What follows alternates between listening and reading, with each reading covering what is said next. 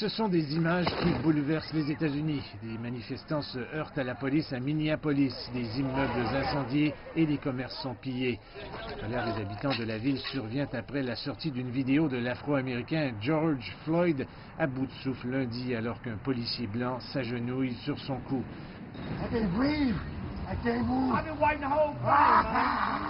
On peut entendre Floyd implorer l'officier qu'il ne pouvait pas respirer. Il semble perdre connaissance après plusieurs minutes. Il a été déclaré mort dans un hôpital local. L'officier chargé de l'arrestation et 3 autres personnes sur les lieux ont été licenciés mardi. Le maire de la ville souhaite que des accusations formelles soient portées. Le conflit chargé d'émotions de la nuit dernière et les événements des 2 derniers jours sont le résultat de tant de colère et de tristesse accumulées.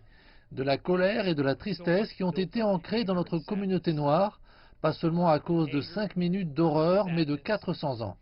Il y a eu une confrontation au cours de la 2e nuit de manifestation alors que les manifestants se dirigeaient vers le poste de police où les officiers auraient été assignés.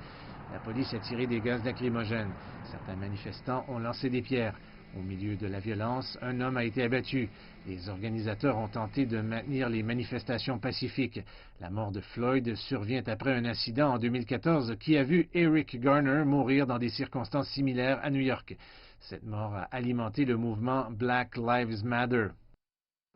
Les manifestations contre la mort de George Floyd ne se limitent pas à Minneapolis et ont éclaté dans de nombreuses villes du pays, y compris ici à Chicago, où certains dirigeants locaux disent que les tensions sont vives.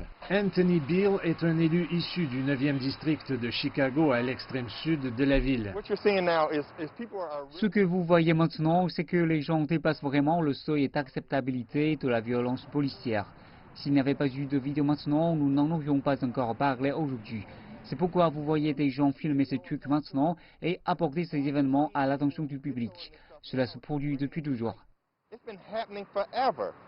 Le FBI est désormais impliqué, promettant une enquête criminelle solide.